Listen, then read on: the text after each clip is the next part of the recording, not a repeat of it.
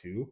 But I think you have to go in kind of the extreme of either direction. If you're having no luck on the water, you've been fishing for a little bit, and you've covered good water, then I think that's kind of where you got to go. You got to go on either end of the spectrum.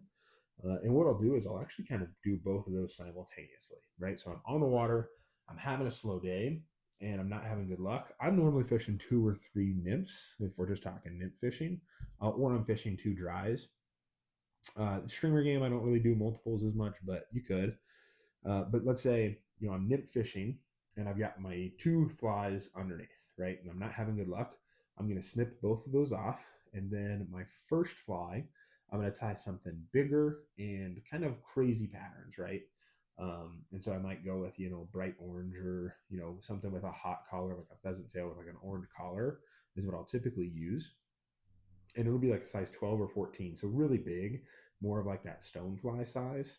And I'll put that as my first fly. Then I tie to the just the eye of that hook. Actually, I don't tend to do the bend of the hook, but at the eye of the hook, I'll tie in another piece of tippet.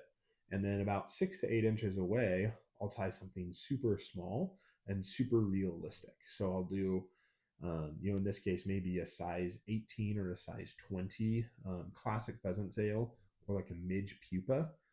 That would be really, really good too. So maybe something like that at the bottom. Or if I'm really having a slow day, I'll tend to go 3. So I'll go stonefly up front with that orange collar. Then I'll go the 6 to 8 inches of tippet to a natural looking pheasant tail and like a size 18 or 18. And then I'll tie another little 6-inch piece of tippet and I'll tie that to a really small like zebra midge pattern, looking super realistic. So my thought process with that is as it's drifting through the column, right? I'm coming through and that trout is first seeing the big fly. And they might take it, or it's at least going to get their attention, right? And so that fly is coming through and they're going to be, oh, kind of interested in that. And then they kind of let that go.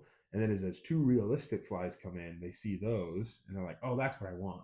I see that all the time. And that's when they're going to come out and eat it. But I got their attention with the bigger one. I've had a ton of success using that method. And some days I'll even just start off with that method just like that. So I think that's kind of the first thing to change, right? Is whether you're using a natural pattern or you're using a crazy pattern and you're not having a lot of luck, just switch to the opposite end of the spectrum. Have both in the box. Super easy to snip off those flies.